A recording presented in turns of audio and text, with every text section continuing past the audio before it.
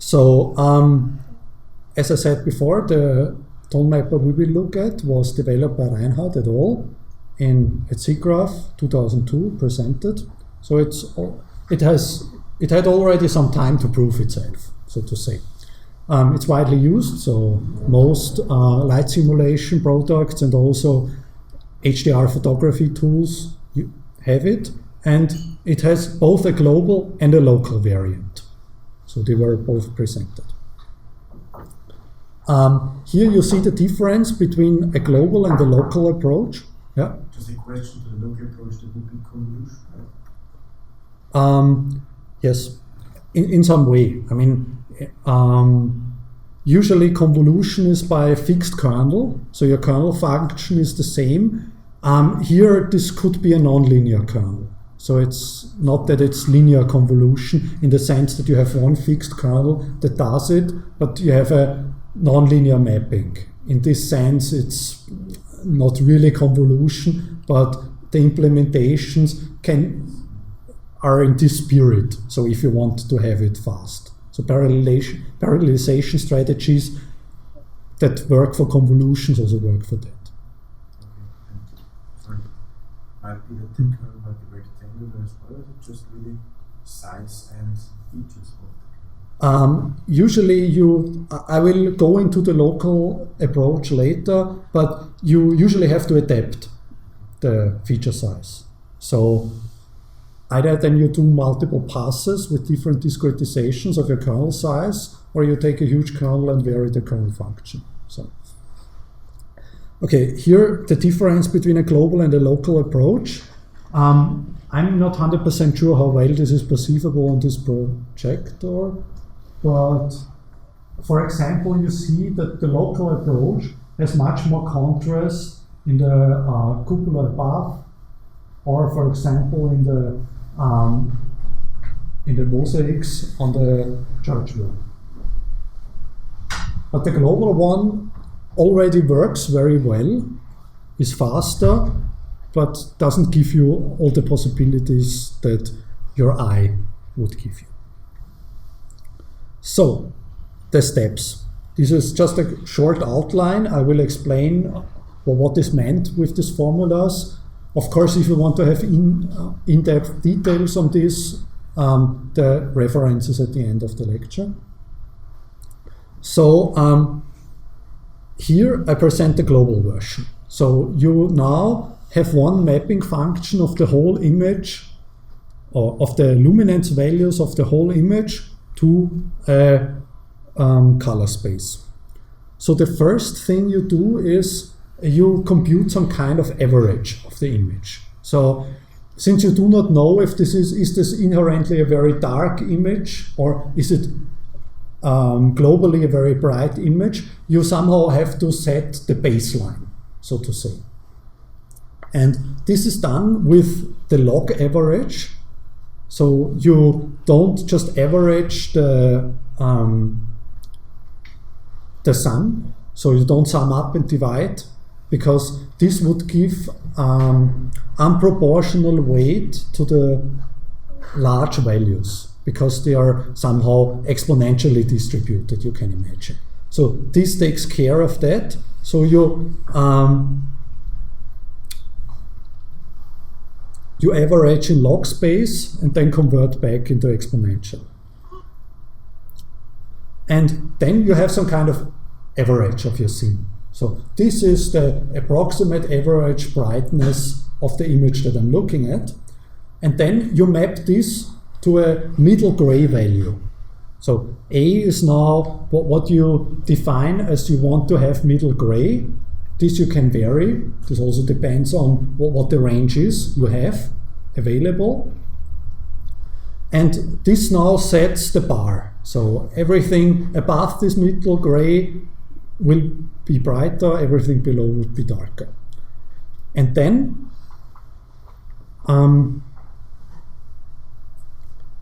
what you do is you take the middle gray value and scale the input accordingly to it. So now you don't have an input in some kind of arbitrary range, but you have it relative to the middle gray value. And then what you do is that you compress the high luminances. So as you, if you remember from before, this division by a maximum, which gave you just a single bright spot in the image. This is because the high luminances usually dominate the scene, but are only of very small extent in the scene itself. Imagine looking at the sun. I mean, the sun is very small when compared to the whole sky dome, but it would dominate.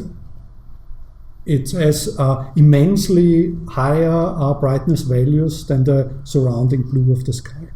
So what you do here is now that you map your scaled luminance values to the final output by compressing the higher luminances. So in the lower right, you see the function, the mapping function. So as you see that a huge range, say from value 4 to 10 in the x-axis, is mapped to a rather small part in the y-axis. That means that a lot of large luminances are just compressed in a small range in the, say, RGB values. And what you also have is that the small luminances, so the small luminances in the input file or in the input image are mapped to a larger extent on the y-axis. So this you can see that the slope of the function starts out as nearly vertically. Go at the 45 degree, you have a 1-1 mapping, which is approximately a 2, and then you have a compression. So what this mapping does, it compresses the high luminances and enhances the low luminances. And this then gives you the mapping, and you can convert this into, so I go back. So the output luminances then are in a predefined range from 0 to 1 and can then be mapped to whatever color space you like. So the local version, this is now the one that takes the neighbors into account, starts off similarly. So you compute the log average to get an estimate, how is the average brightness of my scene. Then you map the values to average gray. That means that the value of 1 is now my the middle gray that I defined. But now I do not compress the luminance by one uniform function over the whole image, but I locally adapt this function by looking at the neighbors. So now the local average, uppercase V, now depends not only on the coordinates in the image, so x and y, so the pixel that I'm there right now, but it also depends on some kind of scale. The scale means how uniform are my brightness distributions there. So am I at say a silhouette where half of it is very dark, half of it is very bright? Or am I in a homogeneous region? Because in homogeneous regions, your eye would adapt on a larger extent on the retina to this brightness. And if it's accommodated to this brightness, it can differentiate details better. You perhaps have already experienced it when you look at the moon. So if you look quickly at the moon, it's just a bright spot. But the longer you look at it, the more details you can discern in it. This is an adaptation of your eye to it. And this happens also at local spots on the retina, and this is what's simulated here. So you compute for every pixel position xy a local scale. And with this local scale, you then you compute a local average, V, and this now gives you how much range compression is going to happen at this location. So how to get this scale? So the scale is the extent of an area around this pixel where the brightness does not change too much. So in this example, where you have a colorful church window that is illuminated from outside, you have three different examples on how you can put the influence region of your scale. So the Reinhard tone mapper does this by computing two radii and then look at a certain scale them in a way that they have a certain behavior.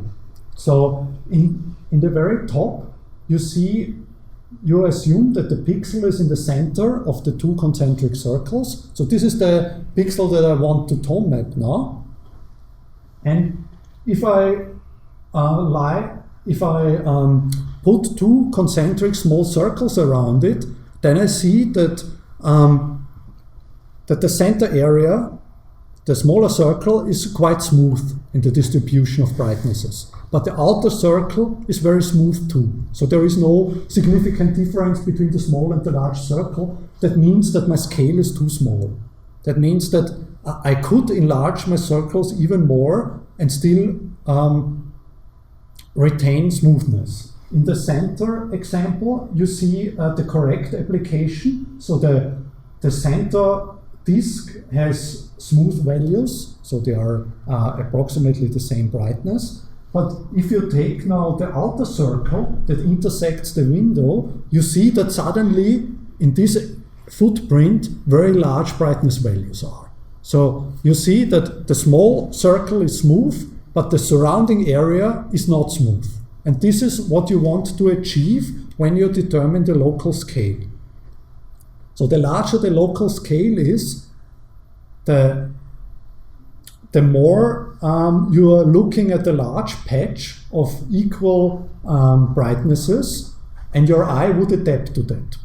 That means that for this pixel you can improve the contrast, because your eye would do the same.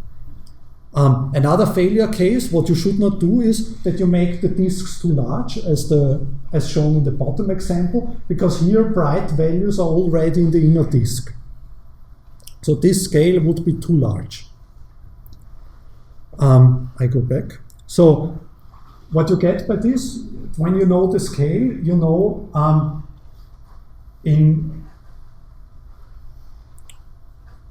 how large the region is where you can compute your local average, and this then allows you to locally compress your range. So if it's very smooth, you compress less. If you're next to very bright boundaries, if you're next to discontinuities in the brightness in your image, so you are at the verge of traversing from a bright to a dim region, or vice versa, you do the opposite.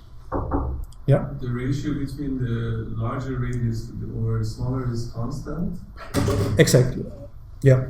This is the approach that they take there. And then you have to find this. I mean, they also show you an implementation, how this can be efficiently mapped, because, I mean, trying all the possible circles or disks is not feasible. So you need some kind of approximation that gives you a good estimate on that. Because also if you go to the corner of the image, then some part of this circle is missing. Yeah, I mean, then I don't know how they handle this, but I would guess that they just ignore everything that's out of the image. So you have to cope with what you have there. But this is natural. In the corners of your image, you get less neighborhood, so you get less information of how the surrounding looks like, so you will get, say, less optimal tone mapping there. So here, another difference, I zoom in the image before. So as you can see, the angel figures on the wall have a much higher contrast, and this is now because the brightness values there are relatively constant. So if you compare this with, say, the window next to it, then this has a very uniform brightness. Even if the colors are perhaps different, this is still a low range. As you saw before, between sun and moon it was 800,000, between black and white it was 100 or 1000. So if you have direct or indirect illumination, counts much more than just color variations of your surface.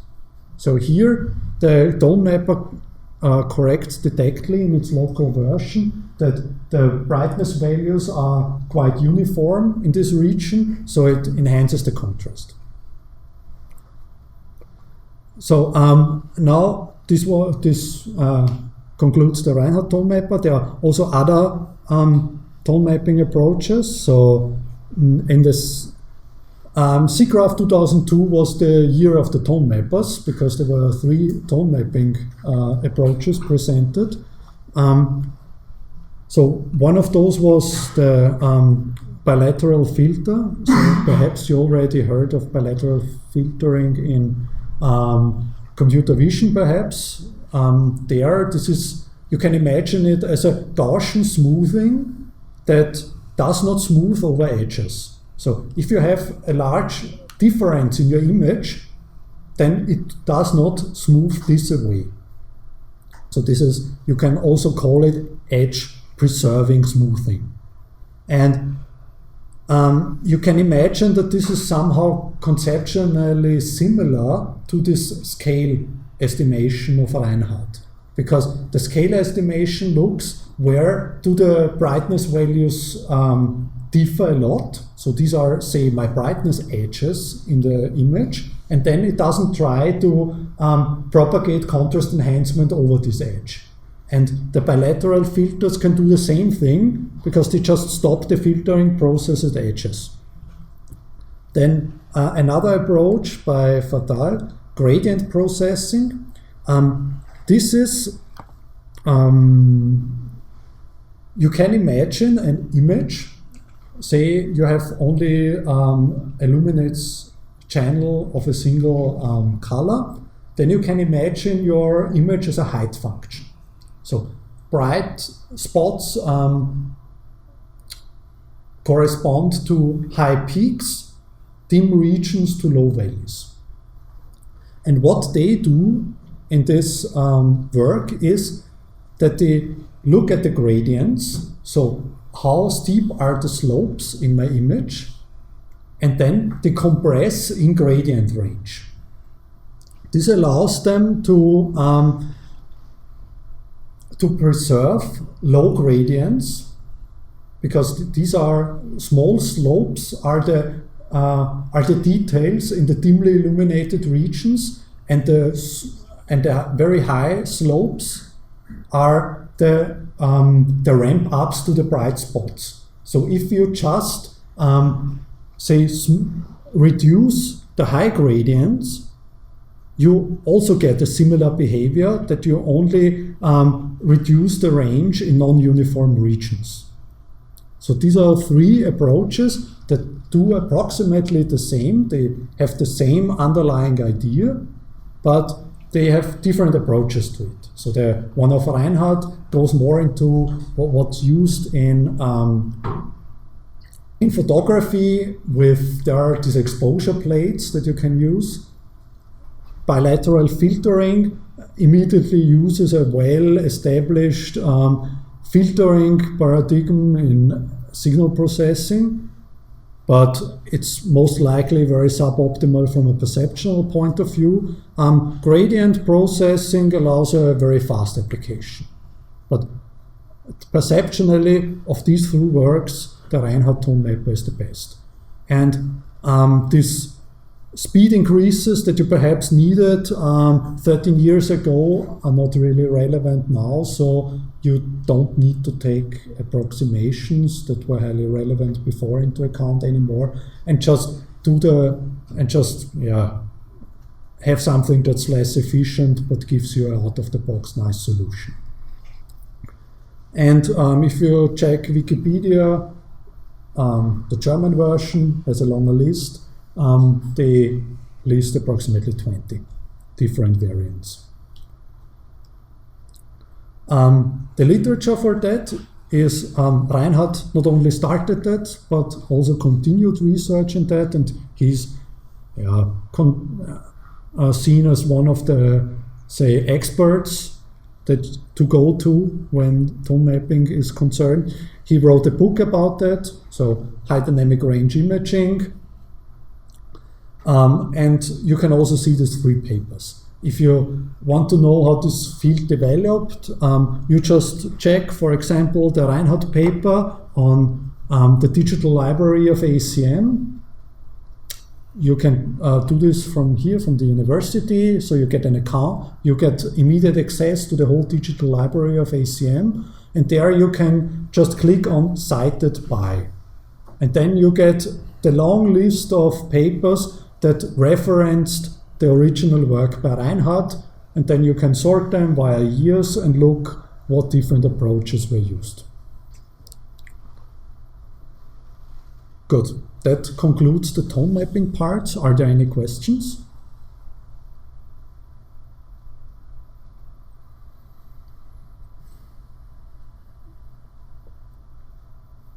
Okay. If not, or? If we know which method has been used, can we also do vice versa?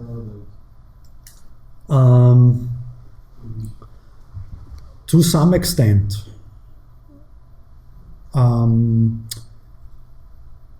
Because, I mean, you're inherently losing information.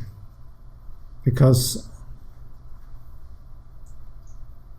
okay, the thing where you for sure lose precision is if you have before, say, 24-bit values and then you encode them in 8-bit RGB values, then you have a quantization of your brightness values. This is unrecoverable.